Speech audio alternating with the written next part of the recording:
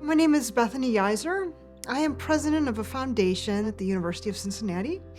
The name is CURES, which stands for Comprehensive Understanding via Research and Education into Schizophrenia. It's a bit of a mouthful, but I do schizophrenia advocacy and education. My childhood was great. My dad was a pastor, mom was a nurse. We lived on 5 acres of beautiful wooded land. I had one brother, a year and a half younger, and we grew up with a little Lhasa Apso named Sparky, who completed our family. A very happy time. And when I was 13, I got really serious about violin. I started practicing 4 or 5 hours a day. I had a lot of ambition, and I was very happy.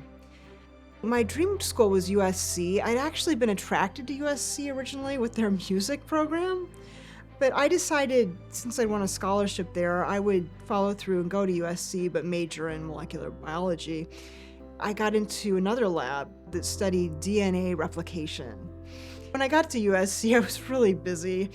I won the position of concertmaster of the community orchestra, and I got to tune the orchestra and walk in with, before the conductor and perform in a big hall, and it was very exciting. Unfortunately, soon schizophrenia would kick in, and I would begin to lose interest in violin and eventually even lose interest in the lab. And I remember taking a molecular genetics class, and I thought I aced the exam until I got the exam back, and I had actually written gibberish for all the answers. I had actually failed this exam. And all of a sudden, my mind is this cloud. And I told myself, I'm not trying. I could get A's if I wanted to. The reality is that I'm going to be the next Mother Teresa. And Mother Teresa didn't have a college degree, so I don't need one either. I thought if I was going to be the next Mother Teresa, I needed to travel around the world more and see more poverty and other cultures. And when I told my parents I was going to travel to Thailand over the winter break, without even mentioning to them that I was failing my classes, they said, "You can't do this," very matter-of-factly. They said, "We're going to withdraw your funding, not all of it.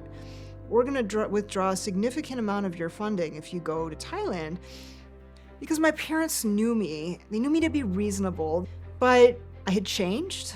I was not the same person. And when they told me they opposed the Thailand trip, I thought they were opposing a work of God, and I told them basically, I'm never speaking to you again. And that would go on for 4.5 years. So on March 3rd of 2003, I got really afraid my parents were going to find me in Los Angeles and force me to either work or go back to school, which I kind of knew I couldn't do, even though I didn't think anything was wrong with me. And I decided it was time to just move out of the dorm where I actually happened to still be living at that time, not passing my classes. So basically, the library became the safety net. So I started sleeping in the library every night, started making friends with engineers who stayed in the library all night, all the time. And I became an expert at washing up in public bathrooms. And for some time, I was living this dual life where I do believe that I looked pretty put together during the day, and then I was just hiding away at night. I became homeless March 3rd of 2003, and then in January of 2006, my voices started. Really disturbing, loud voices inside of my mind. I could hear them, but nobody else could. I realized it was just me, it was just in my mind. But I woke up in the morning hearing voices that were unbelievably irritating in my mind, and they told me to scream louder and louder and louder, scream. And so I started just screaming. They started to tell me to shout profanity, and I just wanted relief from these voices. So I start shouting out profanity, which I've never used in the course of my life before that year. And when I least expect it, a police officer comes by and he pulls my hands behind my back, didn't see him coming, says, "You're being taken for evaluation in a psych ward." And then they did admit me. I was very surprised, and I thought I could hold it together. I remember being in the psych ward, and they offered me tap water, and I was really afraid of the tap water because I thought it was poison. And so I was asking for bottled water, and they picked up on that right away. I think they could also tell I was hearing voices because I was responding to what they call internal stimuli. It's just in my head, but I'm looking here or looking there because I hear something. My parents came within 24 hours of the phone call.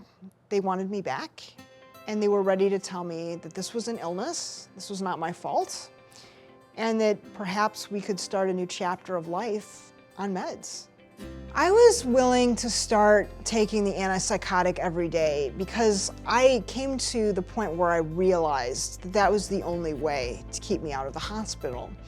And I didn't even realize it at that point, but now I know that 100 years ago, perhaps less than 100 years ago, with medication not available, I would have spent the entirety of my adult life living in a state hospital, in a mental institution. I wouldn't have been able to live in the community. When I hear the phrase, live your possible, the first thing I think of is doctors, my first really 3 doctors telling me that live your possible is not realistic. You're not gonna go back to school, you're not gonna work, you're not gonna live independently, this is the end of your life. And then I think of the doctor who put me on the medication that gave me my life back, and he did believe in live your possible. As a schizophrenia advocate, someone who does education and fights for proactive treatment, I feel that this idea of living your possible is so important. The idea is schizophrenia is not a life sentence. At least for me, I have gotten better. I've known so many people who've had, and for people who are really struggling, again, never give up. I hope this Live Your Possible campaign will encourage young people struggling with schizophrenia to fight, to have the best quality of life possible, to be proactive, talk to your psychiatrist. Don't just stop and say, I'm never gonna have a life, I'm never going to recover, because there's always so many different things to try. And I was also at this point years ago where I thought that my life was basically over, but it wasn't. So live your possible and look forward to a bright future, never give up, and always have hope.